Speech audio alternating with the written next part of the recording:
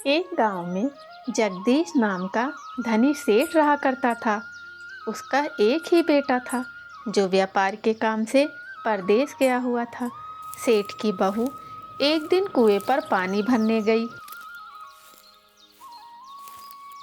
घड़ा जब पानी से भर गया तो उसने उसे उठाकर कुएं के पास रख दिया।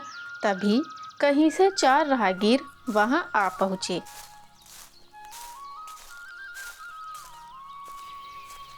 बहन, मैं बहुत प्यासा हूँ, क्या मुझे पानी पिला दोगी?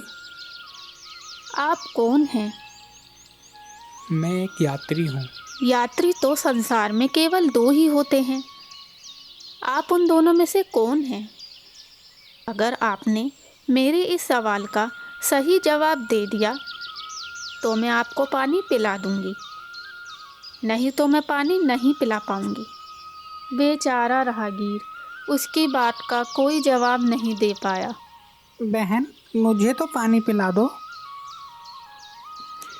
अच्छा, तो आप बताइए आप कौन हैं? मैं तो एक गरीब आदमी हूँ। भैया, गरीब तो केवल 2 ही होते हैं। आप उन दोनों में से कौन हैं? इस प्रश्न का राहगीर कोई जवाब नहीं दे पाता है। बेटा, मुझे बहुत प्यास लगी है, ईश्वर के लिए मुझे पानी पिला दो। अच्छा, तो आप बताइए आप कौन हैं? बेटा, मैं तो एक अनपढ़ गंवार हूँ। अरे भाई, अनपढ़ गंवार तो इस संसार में बस 2 ही होते हैं। आप उनमें से कौन हैं? बेचारा तीसरा राहगीर भी कुछ बोल नहीं पाया। बहन, मुझे तो पानी पिला दो। पानी पिलाना बहुत ही पुण्य का काम होता है बेटा। सेठ की बहू बड़ी ही चतुर और होशियार थी। उसने चौथे राहगीर से पूछा, आप कौन हैं? मैं तो बड़ा ही मूर्ख हूँ बहन। मूर्ख तो संसार में केवल 2 ही होते हैं। आप उनमें से कौन हैं? वह बेचारा भी उसके प्रश्न का उत्तर नहीं दे सका।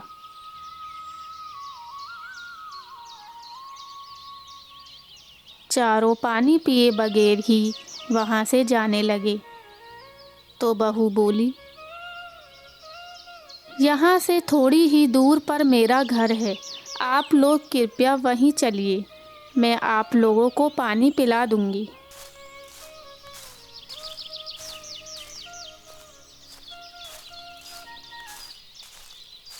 इतने में वे चारों राहगीर उसके घर पहुंच गए। बहू ने उन सभी को पानी पिलाया। पानी पीने के बाद वे राहगीर अपनी राह पर चल पड़े। सेठ उस समय घर में एक तरफ बैठा यह सब देख रहा था। उसे बड़ा ही दुख हुआ। वह सोचने लगा, इस औरत का पति तो व्यापार करने परदेश गया है और ये उसकी गैर हाजिरी में पराये मर्दों को घर बुलाती है, उनके साथ हंसती बोलती है। इसे तो मेरा भी लिहाज नहीं रहा। यह सब देख अगर मैं चुप रह गया तो आगे से इसकी हिम्मत और बढ़ जाएगी। मेरे सामने इसे किसी से बोलते बतियाते शर्म नहीं आती, तो मेरे पीछे ना जाने क्या क्या करती होगी।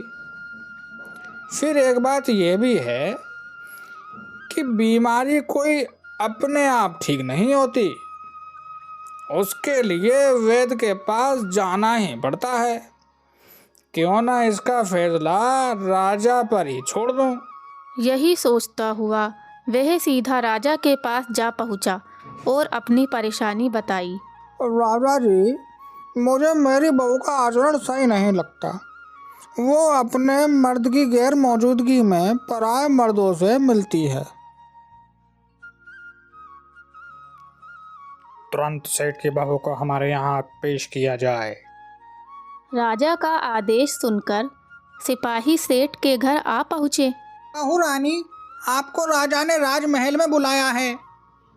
वह सिपाहियों से बोली, तुम पहले अपने राजा से यह पूछकर आओ कि उन्होंने मुझे किस रूप में बुलाया है, बहन, बेटी या फिर बहू के रूप में। किस रूप में मैं उनकी राजसभा में आऊं? बहू की बात सुनकर सिपाही वापस चले गए। उन्होंने राजा को सारी बातें बताईं। राजा ने तुरंत आदेश दिया, सैनिकों, उससे कहना उसे बहू के रूप में बुलाया है। सिपाही सेठ के घर आ पहुँचे। बहू रानी, आपको राजा ने बहू के रूप में राजमहल में बुलाया है। बहू उसी समय सिपाहियों के साथ राजमहल में जा पहुंची। राजा ने बहू से पूछा, तुम दूसरे पुरुषों को घर पर क्यों बुला लाई, जबकि तुम्हारा पति घर पर नहीं है?